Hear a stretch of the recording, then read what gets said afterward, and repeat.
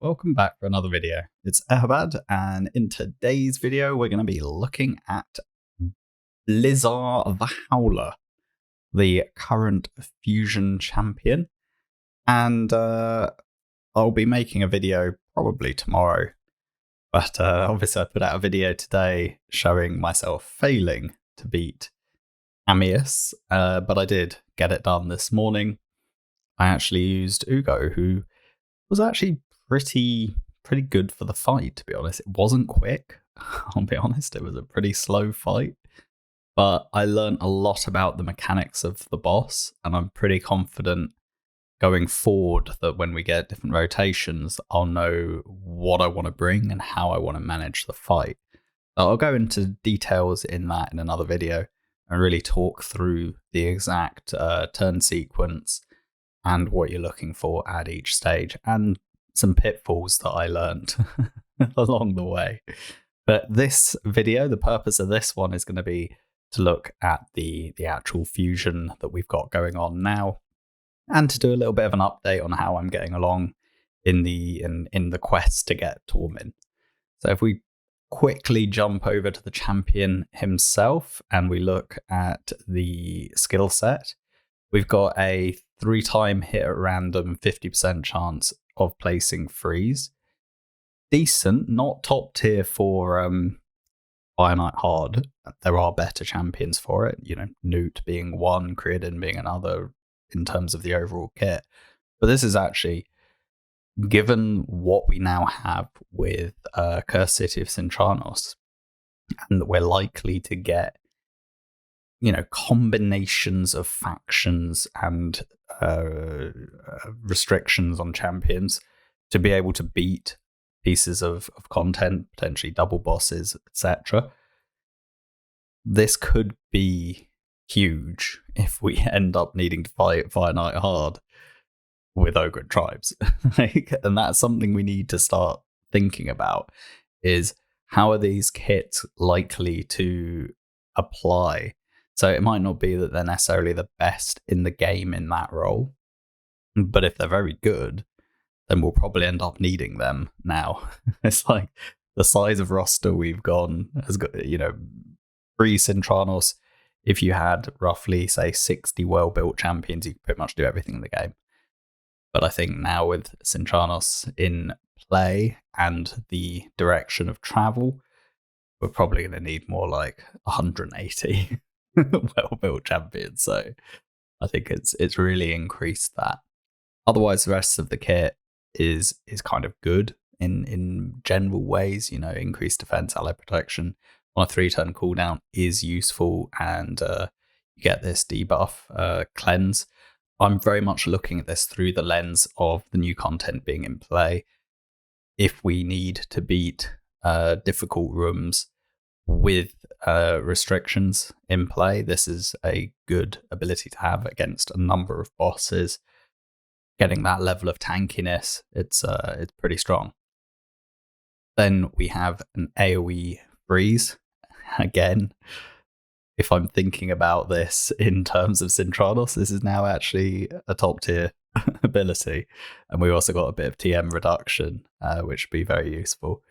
And then you got this passive, which when I first read it, I was thinking, it's just an anti-Tormin, because, they're giving everyone Tormin and then they're giving a counter to Tormin here. And I still kind of feel that way. But I just thought I'd mention that.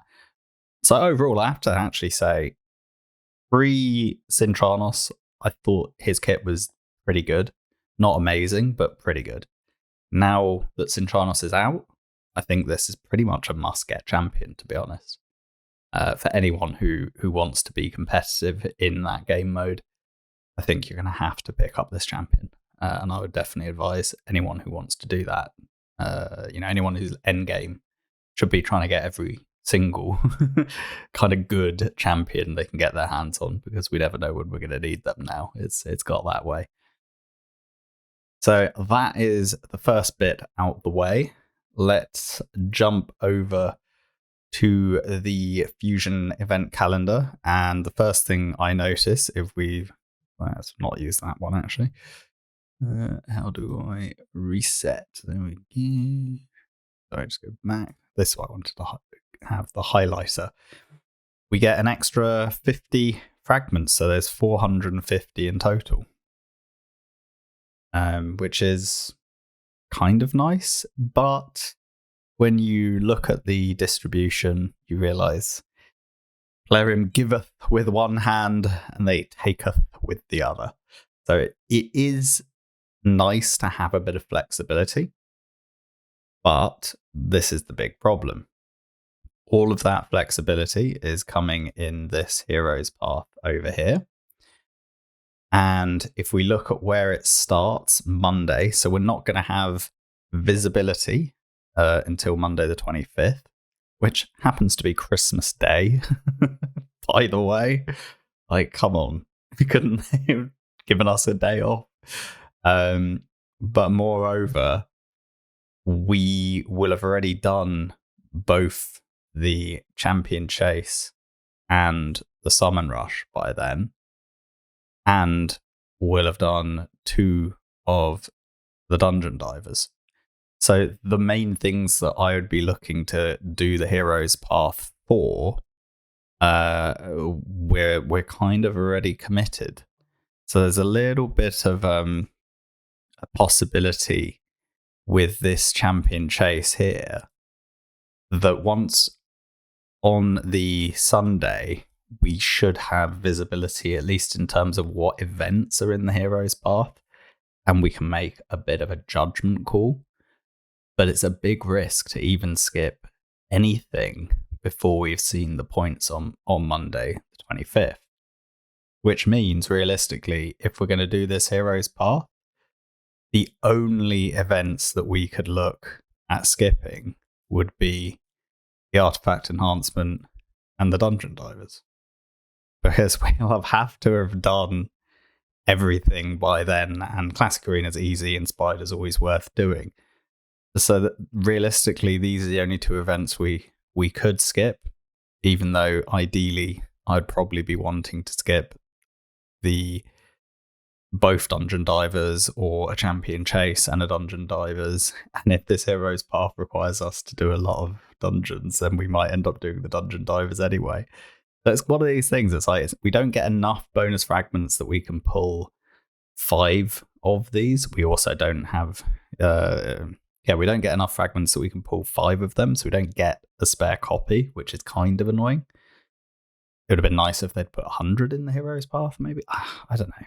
But so we can't get a spare copy of the Epic. The Hero's Path's so late in the fusion that we can't rely on it, which means we're basically doing every single event there is. What can you say? We do have CVC between the Tuesday and the Thursday there, which doesn't give us a lot. We've got a bit, I would say, realistically, I'll be looking at doing the Ice Golem and the Dungeon Divers quite heavily on that Tuesday. Artifact Enhancement, I would also hold off until CBC. And then we got some rank ups in the Champion Training event, which we can do during CBC. So that's kind of it. Otherwise, there's not really a lot to talk about in the fusion plan because you have to do everything. It's one of those, one I will mention, obviously I saved all my energy until today. So once Dungeon Divers started, I've some of the like energy from events and tournaments and daily login and stuff like that. I've had those stored up. I just used the typical energy you would get for playing on Thursday and Friday, and then today and tomorrow I'll use some of my saved up energy. Basically, I need to make sure I get this Dungeon Divers done, but like I said, we do have a little bit of ability to catch up during CVC. So really, it's just about get Dark Dragon, get Champion Training done, which both end before CVC. Right then, over to the game. The status of what I'm doing. Dragon, I've got the fragments. I could push on and get the Epic Tome, but I really don't need it. I've got more than enough epic books. Champion training, I'm ticking along quite nicely. I will get the snow points here at 6,200. And classic arena is always straightforward. I just need to do a few more fights in that. So if we jump over, the big one to talk about is the summon rush. And I'm going to have to go all the way to 4,100 because I need these snow points. And I do want the full 300 to make it pretty safe for me for the rest of the event. 200 tier 3 coins is actually also pretty good. I don't value XP barrels, but I know some people like them. And then it becomes a question of, do you push this last row? I think it's disappointing that it's 3 legendary, 1 mythical, at least from my perspective. I'd rather 2 and 2. I don't care about the feast either. So I definitely wouldn't bother going to here. I definitely need to do, 8 sacreds to get the snow points. And then it's really a question of whether we push beyond.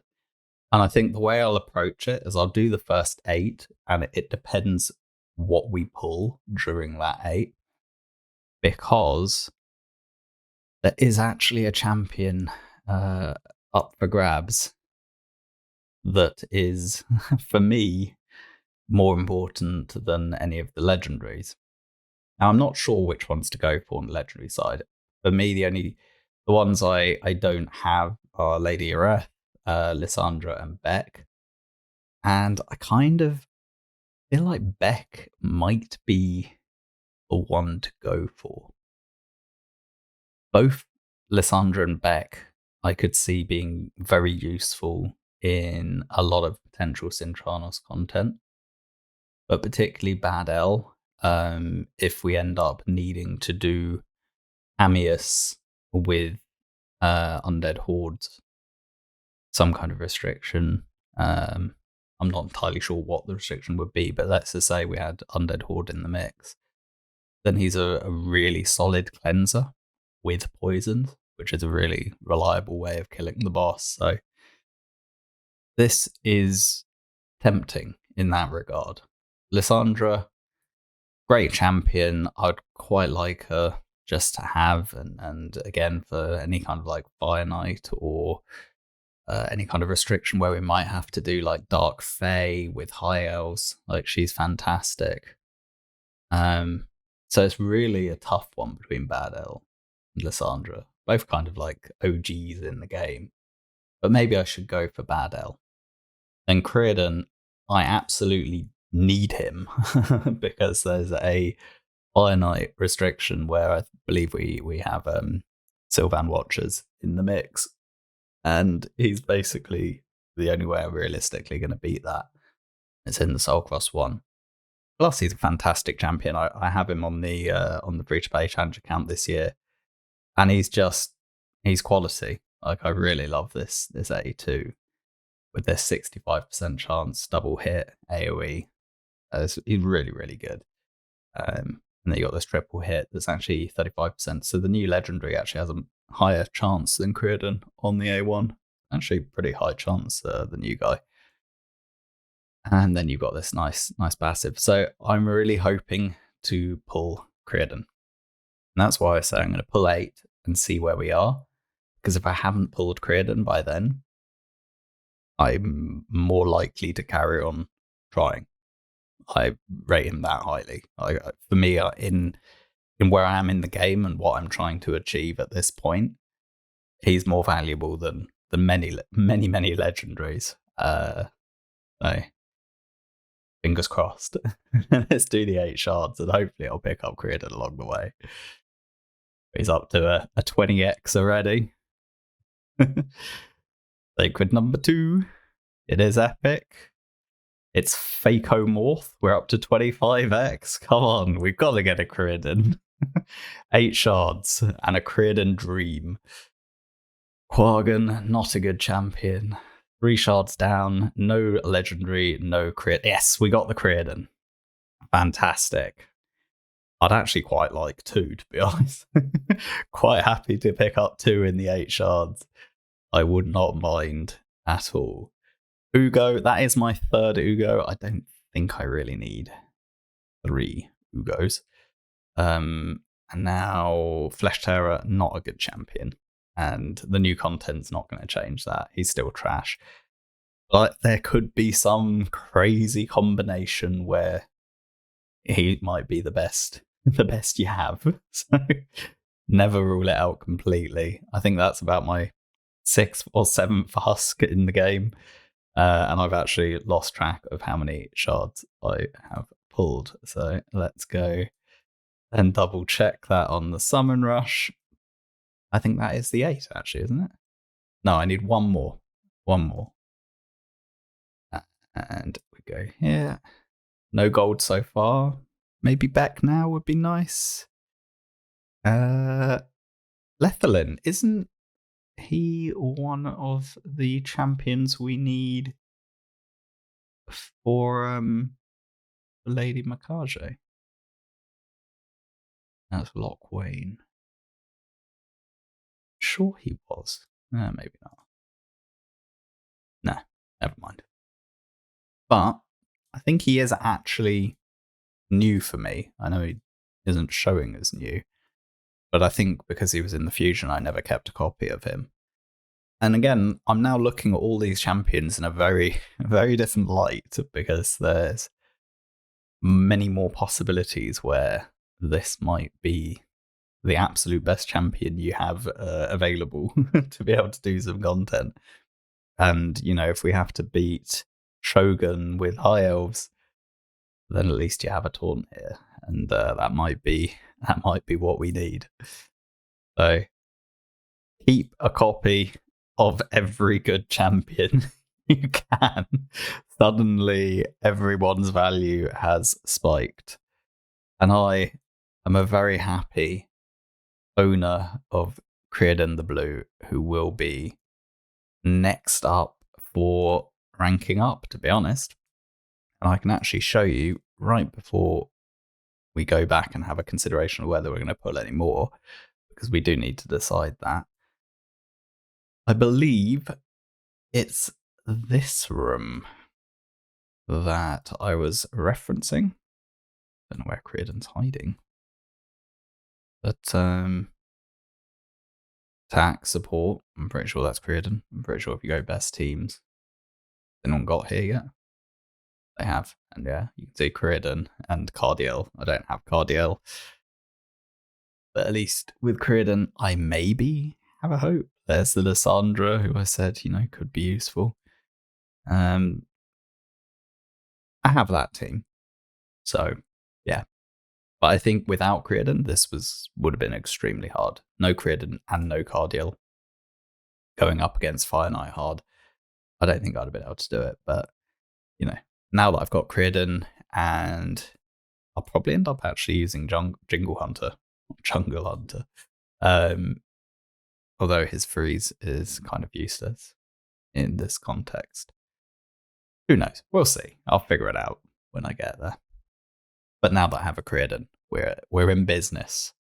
And that's the most important thing right now. And let's just go back here. At least get our snow points. I'll keep the energy for now. Take all that. I need, I think it was just 10 more points. So let's just do Mystery Shard, quick 10 pull, and see what we get for our snow points. And we do need to decide. So basically, 1 sacred or that book plus 100 more mysteries. That's quite realistic. Or 2 sacreds and 150 mysteries. Or effectively 4 sacreds to get 3 legendary times. It is actually quite appealing. And I think for people who don't have that many books, like you have 98, it's probably worth doing. I will probably myself, I think I'm going to go for 2 of them. I think that would be what I'll do for now. So I'll do 2 sacreds and another 150 mysteries, which I'll need to do for champion training. and pick up the first 2 books, and I'll think about whether I do another, another view to get Mythical Tome. Which I already have 8, so I'm not really too stressed. But I have enough Sacred Shards, so I feel like 2 more would make sense. Maybe we'll get it back. Or another Created. Broodlord. There might be a secret room, or not a secret room, whatever we call it now. Yeah, we have got Legendary. Ooh. That's better than a Beck. That's my second loot. That's massive. That is absolutely massive. Creedon and a second loot. Oh, I'm a happy chappy. It was well worth going for the other 2, but it was pure luck. We were very fortunate to pull a loot, but we made our judgment based on kind of rationale to go for the 2 legendary tomes. Going to need to book out a lot more legendaries now. There's much more content that I need more champions booked for now. So I do need to make sure that I'm picking up these legendary books when I can. But yeah, pulling the loot was massive clutch. But I'll take it. I've had a real purple patch recently of luck pulling champions, so I'm pretty pleased. Right. As always, thanks for watching. Please do like, comment, and subscribe. Tell me in the comments what your fusion plan is and what you decided to do on the summon rush itself. Until next time, have a very Merry Christmas. Bye for now.